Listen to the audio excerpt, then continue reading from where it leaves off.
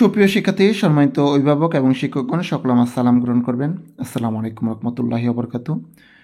চলছে প্রথম প্রান্তিক মূল্যায়ন। তো প্রথম প্রান্তিক মূল্যায়নে তৃতীয় শ্রেণীর প্রশ্ন কাঠামোটা কীরকম হবে এই নিয়ে অনেকের প্রশ্ন ছিল।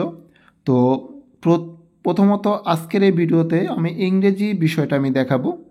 অন্যান্য যে বিষয়গুলো আছে সেই বিষয়গুলো আপনারা এই জায়গায় যে ফেসবুক পেজটা আছে ম্যাথলিস্ট কিডস কেয়ার, এই পেজটাতে গেলে আপনারা অন্যান্য বিষয়গুলো পাবেন। সকল বিষয়গুলোর ভিডিও করা সম্ভব না, এই কারণে এই পেজটা ফলো করে রাখবেন। এখানে তৃতীয় থেকে পঞ্চম শ্রেণী পর্যন্ত যত রকম আপনার তথ্য আছে, সাজেশন আছে, ক্লাস আছে, সব কিছু ম্যাথলিস্ট কিডস কেয়ারে পেয়ে যাবেন।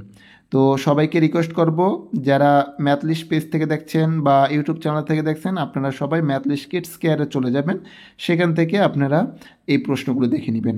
এখানে আসলে প্রথমে এখানে লাস্ট যেই প্রশ্নটা দেওয়া হয়েছে সেটি হচ্ছিল আপনার তৃতীয় শ্রেণীর প্রথম প্রান্তিক মূল্যায়নের বাংলাদেশ ও বিশ্ব পরিচয় প্রশ্নের নমুনাটা দেওয়া আছে।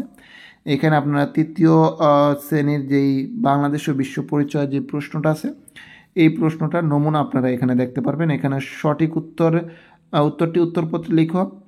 এই জায়গায় আপনার 10টি টিক চিহ্ন থাকবে। এরপরে শূন্যস্থান আছে, আপনার শূন্যস্থান থাকবে হচ্ছিল 12টি শূন্যস্থানের জন্য 12 নম্বর।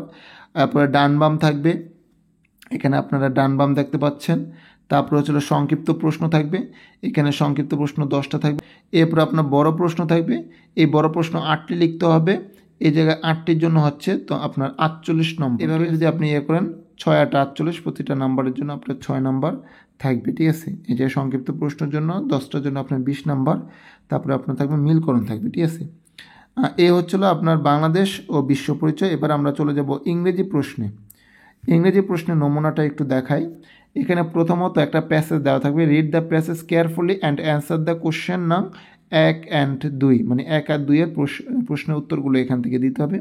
এখানে একটা প্যাসেজ আছে, যেমন I am Sabiha, I am a student, I am in class 3, there are 4 member in my family, মানে মাই সেলফ সম্পর্কে বলা হয়েছে, আমার নিজের সম্পর্কে আর কি, সাবিহার নিজের সম্পর্কে বলছে।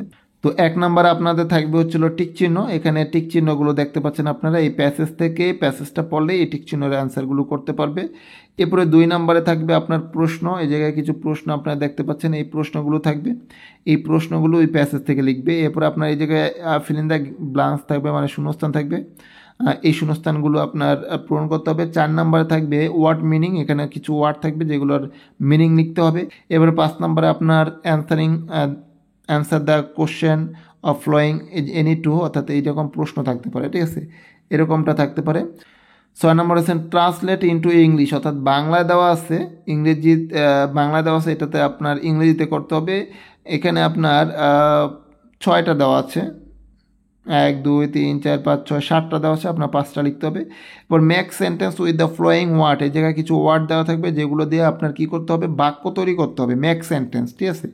তারপরে হচ্ছিল সিপার্টে হচ্ছিল প্রথমত রাইট আর letter to your friend about your madrasa, about your school, বা এরকম একটা লেটার থাকবে। আর হচ্ছিল 9 নম্বর হচ্ছিল write a paragraph about myself paragraph লিখতে হবে। এরকম 9 নম্বর পর্যন্ত বা 10 নম্বর 11 নম্বর পর্যন্ত থাকতে পারে। নমুনা প্রশ্ন আরও অনেক পাওয়া যাবে ম্যাথলিস্ট কিডস কেয়ার যে ফেসবুক পেজটা আছে সেই পেজটা ফলো করে রাখবেন, এবং নিয়মিত ভিডিও দেওয়া হবে আপনাদের এই ক্লাসগুলো সম্পর্কে।